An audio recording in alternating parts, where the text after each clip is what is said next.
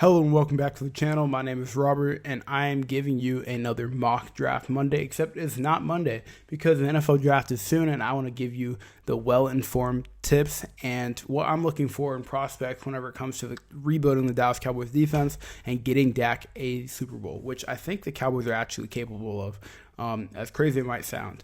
Now, this is going to be without trades, and we're doing the consensus ranking, which obviously will have different needs, but looking at some of the players that went, who I think would be a home run pick for the Cowboys if they made it to 12, Ruben Bain, Arvell Reese, Caleb Down, Sonny Styles, David Bailey, Delane. I think if Jeremiah Love is still there at 12, I think the Cowboys take him.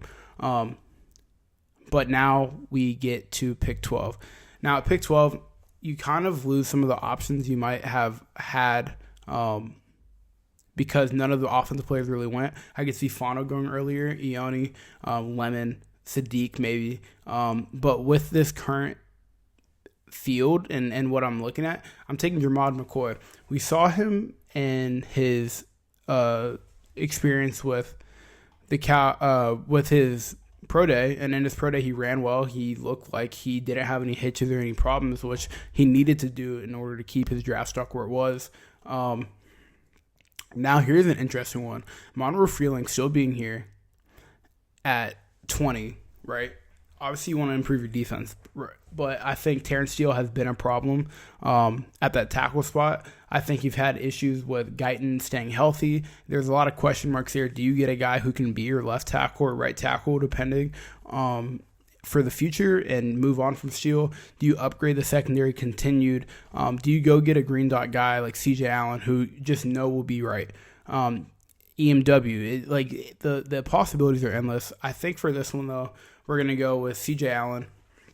Now, CJ Allen is intelligent. He can play the middle backer. I think the Cowboys are going to live in nickel and more of a 4-2-5, which would mean like you don't necessarily have a middle linebacker. It's more like field left and field right. And if that's the case, you don't necessarily need a green dot guy. You just need a guy who can be a player, which, you need options for that. Next up at pick 92. Now, some guys I've seen at pick 92 that I'd be very happy with are all the safeties, whether that's Wheatley, some of the others. Muhammad would be a great pick, I think, if you don't get McCoy at 12. But because we took McCoy at 12, and I know you need more insurance, the reason I think the Cowboys secondary has been getting highlighted is Christian Parker is coming from Philadelphia, where he's seen Quinyon Mitchell and Cooper DeJean, and he's kind of seen that DB room get transformed by athletes. But now you kind of look at the Cowboys and it's like you don't have the pieces to build the defense you want. He's seen great coverage corners with Pat Surtain. So we're going to go ahead and we're going to get Jermod McCoy, and then CJ Allen can be a centerpiece. Next, we're going to take a guy who I think could go earlier, but Kyle Lewis. He is a safety turned linebacker, had some problems in the run game in terms of getting off blocks and being a participant, but he forces turnovers. He's a playmaker. And with a guy like Kyle Lewis, you can play him as a big nickel. If you don't get a Caleb Downs or a type of EMW or a guy that can play closer down, you get a Kyle Lewis who can do some of the same stuff just later in the draft. Now at 112. He's been on a visit with the Cowboys, so I think it's potentially an option, but you want to start looking at the edge room. You have one edge currently, 1-9 that is, and that is Donovan Ezra, who's coming off of a relatively good year, not a great year, and you don't expect a lot from your rookies in terms of that. So I think whenever you look at who can add some production, it doesn't look like the Cowboys are bringing back Jadeveon Clowney. Who can add production on the outside? I'm taking Romelio Height out of Texas Tech. He played on a very skilled line with Lee Hunter and David Bailey, obviously opposite side of that, but you don't need him to be a superstar. You need him to be a guy, and I think the Cowboys could use an edge like him who can come in and be a disruptor.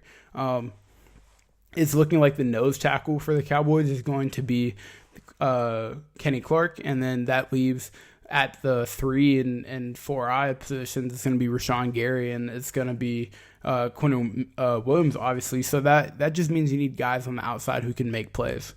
Here at 152, I think you can kind of go wherever, whether that's best offensive player available, whether that's getting another playmaker.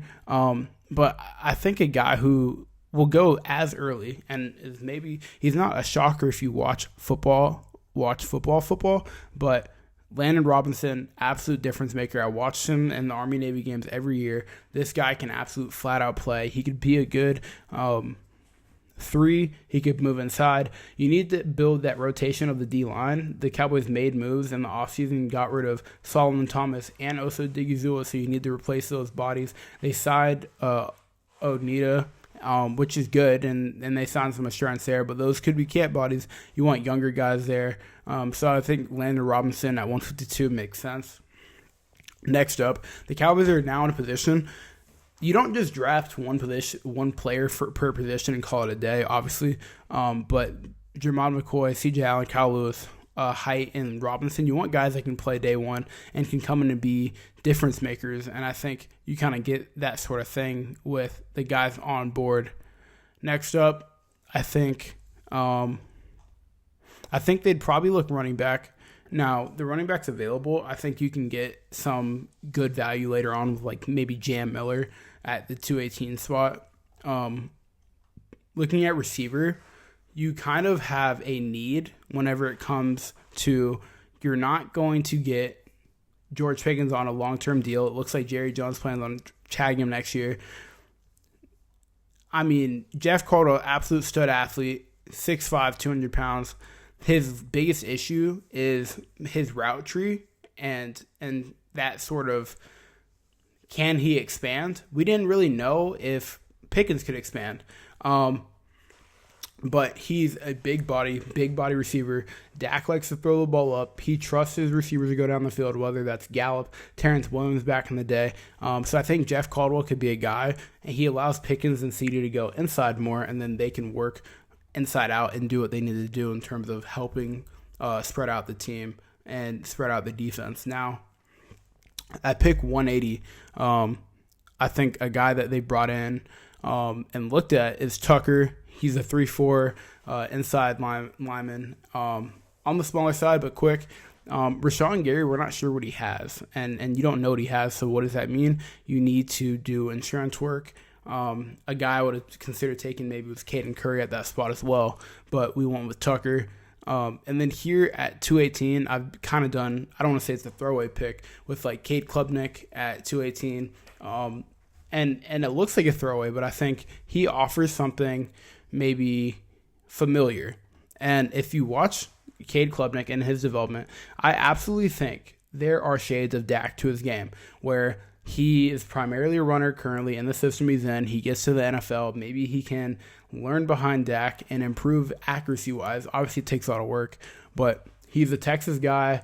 He's a winner. He could be a potential backup. You have Sam Howell and Joe Milton, but I think Howell's more of a camp body, and I think Milton is at the point where he is more hype than obviously he has some talent, but just being able to throw the ball hard and not develop any sort of accuracy is not NFL backup worthy. Backups have to be dependable. They have to be somebody that can go in and make a play, kind of like a Cooper Rush sort of guy. So I'm taking Cade Klubnik at 218.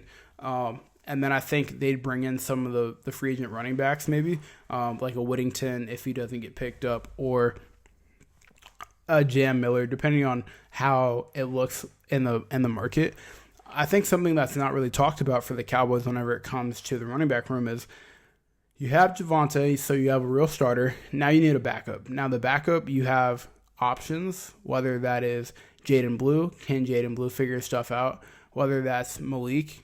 Can Malik Davis continue to be the lightning he was near the end of the year? And then you have Phil Maffa, who's coming off of IR, and maybe he makes that jump as a secondary runner.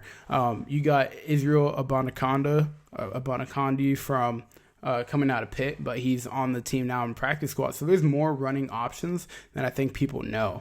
So looking at the team overall, this is what we drafted: Jermod McCoy, C.J. Allen, Kyle Lewis, Height, Landon Robinson, Jeff Caldwell, Nodemy Tucker, and then Cade Klubnik. Let me know down below, who are your guys for this draft? Who are you looking for? Who is your slam dunk if the Cowboys pick at 12 and 20? I think for me, if I were to pick anyone at 12, I think I'd want Ruben Bain or Caleb Downs. And then at 20, I want Avion Terrell, Jermod McCoy if he falls. And then I'm open to the best offensive player if there's nothing. But C.J. Allen, I actually have Jacob Rodriguez over C.J. Allen, but I think C.J. Allen has more hype, and that is more likely what the Cowboys are going for. So, again, this mock draft, saving the Dallas Cowboys, trying to fix their team, and let me know what you think down below. Thank you. Have a great one. If you liked it, leave a like down below. Leave a comment with who you like. Subscribe if you're new. More draft content coming, and I appreciate you. Have a good one.